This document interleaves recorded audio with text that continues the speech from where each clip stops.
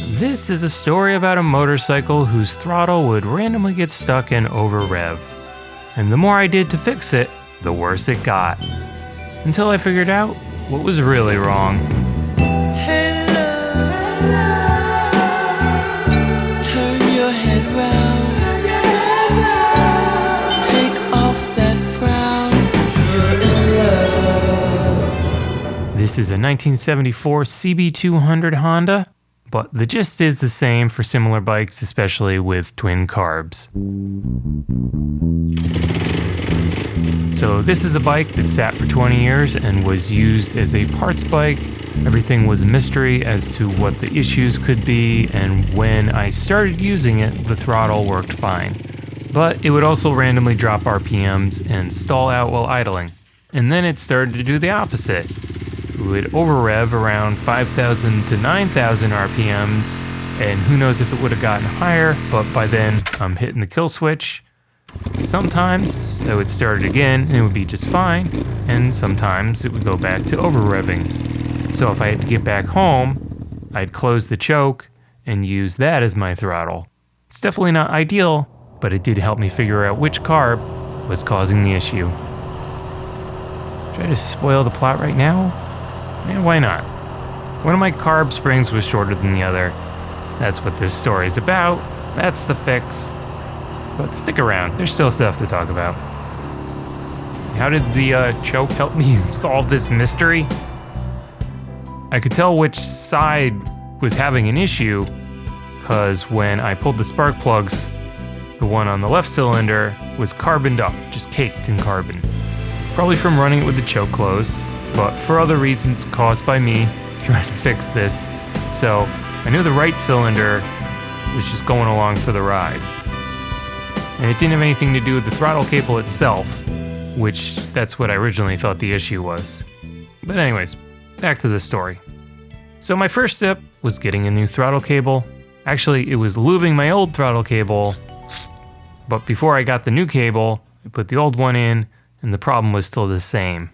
And after installing the new throttle cable from Common Motor, I realized that my old throttle cable had most likely been rerouted. There was a piece of tape on the right side, because cable lengths are different, and the path it was taking, it actually is supposed to take a longer path to get to where it's going, so it doesn't interfere with the steering. So when I rerouted it the way it was, and then I double checked that, I realized that it wasn't routed the way it would have been routed from the factory, because the way you would think it would go, it kind of interferes with your steering. Is the gist of that. So that's kind of a red flag. Like maybe the bike was grounded because of this problem that I'm having right now. So somebody tried to fix it, they couldn't, and they just gave up on it. So after I routed the cable on the correct path, it actually made the problem worse, like constant over-revving. I was already aware that you can easily reassemble the carb's throttle slide in the wrong direction. If it's backwards, it will slide in there, but it won't go down far enough. Basically, you want this cutout section to be facing the air filter. Also, you can get the parts mixed up if you disassemble both carbs at the same time. Like they can fit together, but they won't function correctly because the carbs are mirrored. It's not the same carb on both sides. Everything's flipped around if you go from one side to the other. So that's what I knew. I was like, oh, I'm not gonna mess this up.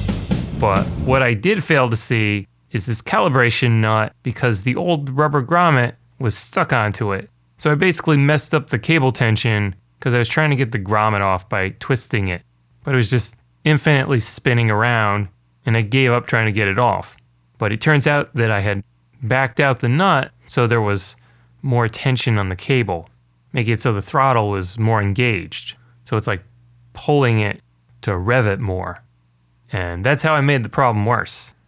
So going back to that spoiler, my left spark plug got really carboned up and my right spark plug was clean.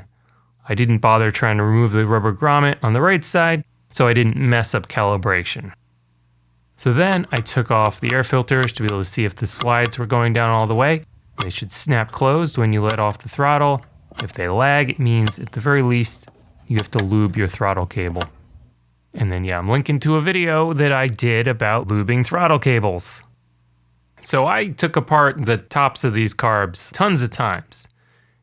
And I was beginning to suspect that there might be an issue with the springs, because it's literally the last thing I could check. And before I even got it running, I cleaned the carbs.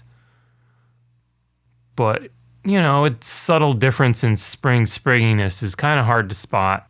But yeah, when you put them next to each other, it's very obvious. I did end up finding a new old spring on eBay.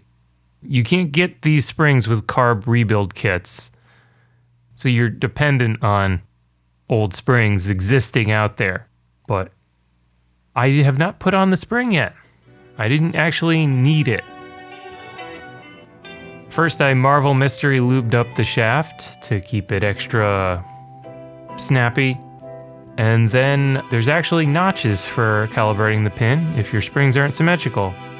So I ended up dropping the left side down 2 notches because it was over-revving. By dropping it down lower, it makes it so if the right side is just fine and the left side is going to be revving more, you're setting your carb to have a higher idle.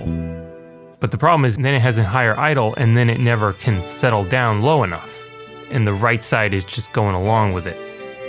So anyways, I did have a carb rebuild kit. I put in a new pin.